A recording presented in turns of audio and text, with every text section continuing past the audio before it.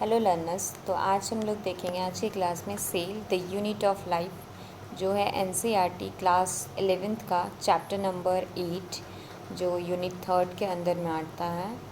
तो जो सबसे बेसिक चीज़ है वो सेल है। सेल क्या होता है ना कि जो बेसिक यूनिट लाइफ है, मतलब जो लाइफ का सबसे बेसिक यूनिट है उसको बोलते हैं सेल। ठीक है, तो सेल क्या है कि बेसिक यूनिट ऑफ लाइफ है। तो the basic unit of life all organism living organism the cell in all living organism. जो सेल होता है ना वो सारे लिविंग ऑर्गेनिज्म में प्रेजेंट होता है। क्यों? क्योंकि ये बेसिक यूनिट ऑफ लाइफ है। कोई भी लाइफ स्टार्ट होता है तो उसका ये जो इनिशियल स्टेज होता है वो एक सेल से ही होता है। नेक्स्ट मतलब हम लोग आगे पढ़ेंगे कि कैसे एक सेल जाइगोट बनता है। जाइगोट से मोरूला गेस्टुला सारे ये स्टेजेस करके वो जाइगोट बनाता है। वह एक छोटा सा सेल, उसके बाद वो जाइगोट एक बेबी में कन्वर्ट होता है, फिर एक जीता जागता ह्यूमन बीइंग बन जाता है। ठीक है, तो नेक्स्ट है कि all organism are composed of cells. ठीक है, and some are composed of single cells are called unicellular. कुछ ऑर्गेनिज्म होते हैं ना वो कंपोज्ड होते हैं सिंगल सेल से। ठीक है, उनको बोलते हैं यूनिसेल्यूलर।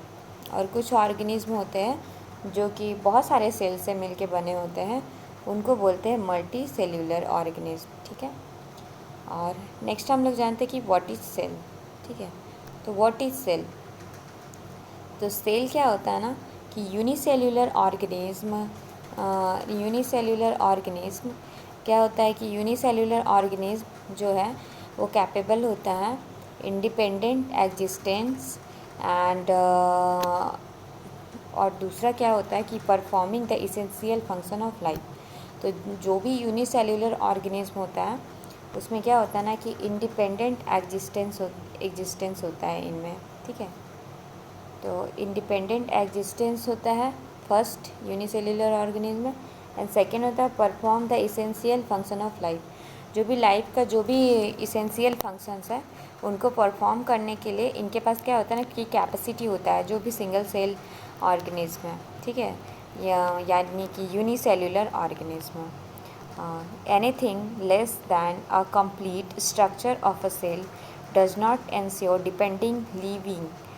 जो भी anything less than a complete structure, एक कंप्लीट स्ट्रक्चर को छोड़ के, मतलब complete structure of cell does not कुछ भी इंश्योर नहीं करता है इंडिपेंडेंट लिविंग के लिए। ठीक है, तो anything less than a complete structure, कुछ भी जो कंप्लीट स्ट्रक्चर है उसको, जो भी है स्ट्रक्चर है वो ये इंश्योर नहीं करता है कि सेल इंडिपेंडेंट लिविंग है या फिर नहीं है। ठीक है, कोई भी एक कंप्लीट स्ट्रक्चर से ये नहीं सूट करता है। ठीक है, hence cell is fundamental structural and function unit of all living organism. इसलिए सेल को क्या बोलते हैं कि fundamental structural and functional unit होता है ऑफ ऑल लिविंग ऑर्गेनिज्म का। सारे लिविंग ऑर्गेनिज्म के लिए सेल क्या होता है, फंडामेंटल स्ट्रक्चरल होता है। ठीक है, अब हमारे आते हैं एंटोन वॉन लीवेनहुक। इन्होंने क्या किया था ना कि लाइव सेल को फर्स्ट टाइम में ये देखे थे, जो एंटोन वॉन लीवेनहुक है, ये लाइव सेल को फर्स्ट टाइम देखे थे। और ये बहुत ही इम्पॉर्टेंट क्वेश्चन है, नीट में बहुत बार पूछ चुका है और बहुत से सारे कॉम्पिटिटिव एग्ज़ाम्स जैसे नर्सिंग वगैरह होते हैं उसमें भी पूछते हैं कि एंटोन वॉन लीवेनहुक का क्या किए थे। तो एंटोन वॉन लीवेनहुक थे, उन्होंने फर्स्ट टाइम में लाइव सेल को देखा था, यानी कि जो डिस्कवरर है लाइव सेल के वो एंटोन वॉन लीवेनहुक है। ठीक है, और फिर जो रॉबर्ट ब्राउन थे, इन्होंने रॉबर्ट ब्राउन है ना, इन्होंने क्या किया था कि डिस्कवर किया था न्यूक्लियस को। जो रॉबर्ट ब्राउन है इन्होंने क्या डिस्कवर किया था, न्यूक्लियस को। एंटोन वॉन लीवेनहुक आए थे, उन्होंने क्या डिस्कवर किया था, तो लाइव सेल को। और जो रॉबर्ट ब्राउन आए उन्होंने न्यूक्लियस को डिस्कवर किया था कि सेल में न्यूक्लियस होता है। उसका डिस्कवरी रॉबर्ट ब्राउन ने किया था, ठीक है। तो the invention of the microscope and its improvement leading to electron microscope, ठीक है। Electron microscope reveal all the structural detail of the cell. जो भी इन्वेंशन हुआ था ना माइक्रोस्कोप का, उसकी हेल्प से इन्होंने इतना इम्प्रूवमेंट और एडवांसमेंट पाया था, ठीक है। माइक्रोस्कोप का जो इन्वेंशन हुआ था वो 1950 में हुआ था, और 1950 में जब इलेक्ट्रॉन माइक्रोस्कोप का डिस्कवर हो चुका रहता है, उसके बाद से ही लाइफ सेल का डिस्कवरी हुआ था, और उसके बाद ही न्यूक्लियस का डिस्कवरी किया गया था। तो जो इलेक्ट्रॉन माइक्रोस्कोप है वो बहुत ही हेल्पफुल रहा सेल का डिस्कवरी में और स्टडी में, मतलब कह सकते हैं कि बायोलॉजी में बहुत ही हेल्पफुल रहा। अब हम लोग देखते हैं कि सेल थ्योरी। तो सेल थ्योरी क्या बोलता है बच्चा लोग, कि सेल थ्योरी जो है ना, वो सेल थ्योरी इन 1838 में आया था। और जो मैथियस सिल्डन थे, एक जर्मन बॉटनिस्ट थे, उन्होंने लार्ज नंबर ऑफ प्लांट्स को ऑब्जर्व करते हैं, और जो भी प्लांट्स पार्ट है उसमें देखते हैं ना कि डिफरेंट टाइप्स ऑफ सेल्स और टिश्यू प्लांट में फाउंड होते हैं। तो अलग अलग टाइप्स ऑफ सेल्स और टिश्यू से एक प्लांट बना होता है, तो ये देखते हैं। और मैथियस सिल्डन कब आए थे, तो 1838।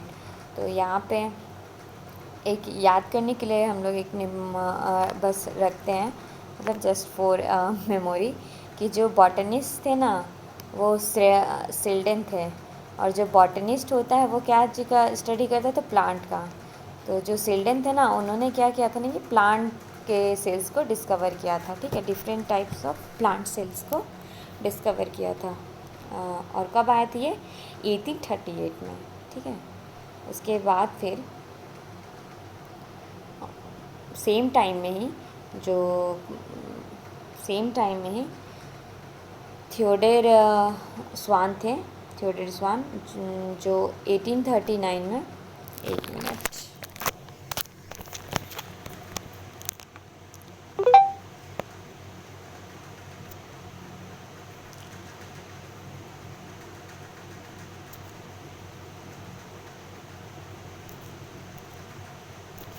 Okay let's continue. जो थियोडर स्वान थे, उन्होंने क्या किया था ना कि 1839 में डिस्कवर किया था लाइव, मतलब एनिमल सेल को, ठीक है। एनिमल सेल को डिस्कवर किया था, ये ब्रिटिश जूलॉजिस्ट थे। जो सिल्डन थे, वो क्या थे, जर्मन बॉटनिस्ट थे। वो जर्मन से थे, जर्मन एक प्लेस का नाम है, और वो बॉटनिस्ट थे। लेकिन जो थियोडर स्वान है, वो 1839 में डिस्कवर किए थे, और एनिमल सेल का डिस्कवर किया था, और ये ब्रिटिश जूलॉजिस्ट है, ठीक है। इन्होंने स्टडी किया था different types of animal cell के बारे में, और reported that cells had a thin outer layer which is today known as plasma membrane. इन्होंने ही डिस्कवर किया था कि सेल के पास एक थीन आउटर लेयर होता है, जिसको क्या बोला जाता है, प्लाज्मा मेम्ब्रेन बोलते हैं, जिसको बोला जाता है प्लाज्मा मेम्ब्रेन।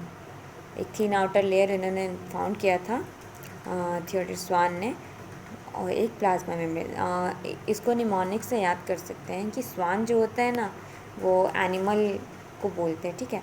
तो जो एनिमल होता है वो किसने डिस्कवर किया था, स्वान ने। और कब डिस्कवर किया था, जस्ट प्लांट सेल का डिस्कवरी का 1 ईयर के बाद, 1838 में प्लांट सेल का डिस्कवरी हुआ था, और 1839 में एनिमल सेल का डिस्कवरी हुआ था। और उसमें क्या देखा गया था कि मतलब आउटर लेयर होता है जिसको बोलते हैं प्लाज्मा मेम्ब्रेन, ठीक है। He also concluded on his study on plant tissue that the presence of cell wall is a unique characteristic of plant cell. इन्होंने एक और चीज़ को देखा था कि जो इन्होंने प्लांट का टिश्यू का स्टडी किया था, और उन्होंने देखा था कि प्रेजेंस ऑफ सेल वॉल एक क्या है, यूनिक कैरेक्टर है ऑफ द प्लांट सेल का। किसी भी मतलब जो टिश्यू वॉल जो प्रेजेंट होता है वो बस प्लांट सेल में प्रेजेंट होता है, वो एनिमल सेल में प्रेजेंट नहीं होता है। तो इन्होंने ये भी डिस्कवरी किया था कि जो कंक्लूज़न निकाला था कि जो भी प्लांट सेल होता है उसमें क्या होता है कि एक यूनिक कैरेक्टर फाउंड होता है, जिसको बोलते हैं सेल वॉल। ठीक है। On the basis of this, Schwann ने एक हाइपोथेसिस प्रपोज किया था that the bodies of animals and plants are composed of cells and product of cells. एक हाइपोथेसिस किया था। हाइपोथेसिस क्या मतलब एक अजम्पशन मान लिया था कि जितने भी प्लांट और एनिमल सेल्स होते हैं और ये प्रोडक्ट ऑफ सेल्स होते हैं, ये क्या से बने होते हैं, तो ये फॉर्म्ड होते हैं किससे, तो ये फॉर्म्ड होते हैं सेल्स और प्रोडक्ट ऑफ सेल्स से। ठीक है, या तो ये सेल से फॉर्म होते हैं या फिर सेल का कोई प्रोडक्ट से ये फॉर्म्ड होते हैं। ठीक है।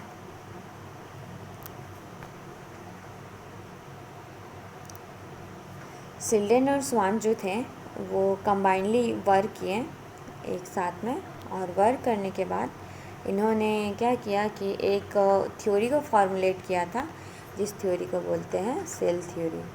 सिल्डेन और स्वान ने एक थ्योरी को फॉर्मुलेट किया था जिसको क्या बोलते हैं, सेल थ्योरी। सेल थ्योरी उसे बोलते हैं। ठीक है। तो सेल और ये इस सेल थ्योरी को फॉर्मुलेट किया था किसने, तो सिल्डेन और स्वान ने। लेकिन इन्होंने बस सेल थ्योरी को फॉर्मुलेट किया था, लेकिन इनका जो सेल थ्योरी था वो एक्सप्लेन नहीं कर सका कि जो भी सेल्स होते हैं, वो एक्सप्लेन नहीं कर सका कि जो भी सेल्स होते हैं वो कैसे न्यू सेल्स फॉर्म्ड होते हैं, उसको ये एक्सप्लेन नहीं कर सका। मतलब did not explain as to how new cells were formed. ये एक्सप्लेन नहीं कर सका कि कैसे न्यू सेल्स फॉर्म्ड होते हैं। फिर उसके बाद हीरो बन के कौन आया, हमारा रेडोल्फ वर्चाओ।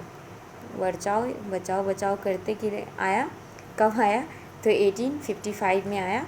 और इन्होंने क्या बोला ना कि सेल्स डिवाइड होते हैं और डिवीज़न करके न्यू सेल्स का फॉर्मेशन करते हैं। किसने बताया था, तो रेडोल्फ वर्चाओ ने बताया 1855 में कि जो भी सेल्स होते हैं वो कहाँ से बनते हैं, जो भी पुराने सेल्स जो होते हैं ना, उससे नए सेल्स का फॉर्मेशन होता है। इन्होंने क्या बोला था कि प्री एग्जिस्टिंग सेल्स ओमनी सेल्यूला ई सेल्यूला का एक डायलॉग दिया था। किसने दिया था, तो रुडोल्फ वर्चाओ ने। रुडोल्फ वर्चाओ ने कहा कि जो भी प्री एग्जिस्टिंग सेल्स है, ओमनी सेल्यूला ई सेल्यूला, मतलब जो भी सेल्स है, पहले से कोई सेल्स है, उसमें क्या हुआ ना कि डिवीज़न हुआ, और डिवीज़न करके उसमें नया सेल्स का फॉर्मेशन हुआ। ठीक है, उनका ये कहना था। और फिर जो भी सेल थ्योरी का जो है हाइपोथेसिस जो दिया था सिल्डेन एंड स्वान ने, उसको क्या कर दिए ना, रुडोल्फ वर्चाओ ने उसको मॉडिफाई कर दिए। मॉडिफाई करके सेल थ्योरी को एक फाइनल शेप किसने दिया, तो रुडोल्फ वर्चाओ ने। और आज के डेट में हम लोग सेल थ्योरी को कैसे अंडरस्टैंड करते हैं, तो cell theory as understood today is, कैसे अंडरस्टूड होता है, all living organism are composed of cells and product of cells. And second thing है, all cells arises from pre existing cells. ठीक है। फर्स्ट थिंग हम लोग सेल थ्योरी का जो हाइपोथेसिस है उसको मानते हैं कि ऑल लिविंग ऑर्गेनिज्म जो भी है वो कंपोज्ड होते हैं, compose of cells and products of cells से कंपोज होते हैं, और ऑल सेल्स अराइजेस होते हैं फ्रॉम प्री एग्जिस्टिंग सेल्स से। तो ये दो अंडरस्टूड हमारे बन गए हैं ड्यू टू सेल थ्योरी के कारण। ठीक है, थैंक यू। बाकी की क्लासेस हम लोग, बाकी के मतलब जो भी है टॉपिक्स वो हम लोग नेक्स्ट क्लास में कवर करेंगे। Thank you.